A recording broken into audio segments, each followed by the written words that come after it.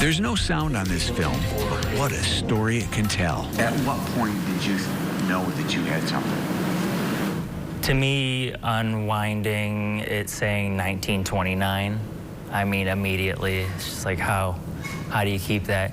These images were filmed during a western New York ice storm nearly a century ago. They show a phenomenon called jumping cables, power lines laden with ice up to 1.5 inches thick, whipping in the wind. The original film was discovered recently in a National Grid fleet garage in Liverpool. When we opened the canister, got a good smell of some vinegar syndrome, maybe a little ammonia smell. Corporate archivist Kyle Paulina consulted with preservationists at Syracuse University about how and where to have the film digitized to share with the community. This is why I do what I do.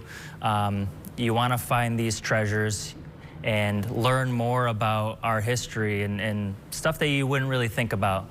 You know, education has always been a major part of the mission here at this historic building downtown. At one time, right below this first floor auditorium were classrooms where homemakers would come to learn how to use their newfangled electric appliances. A historic treasure like this led a weather buff like Jim Teskey to do a little digging of his own.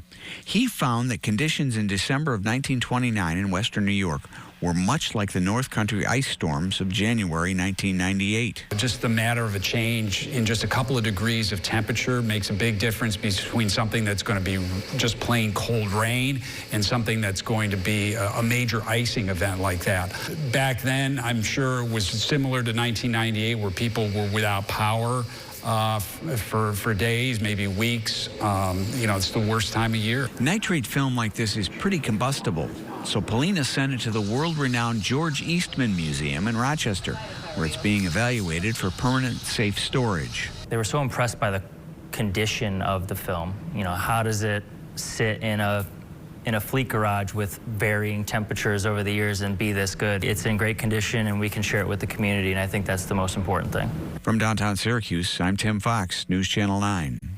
Download the WSYR Plus app on your TV to stream News Channel 9 for free. Just go to your smart TV, search WSYR Plus in the App Store, and download to start streaming today.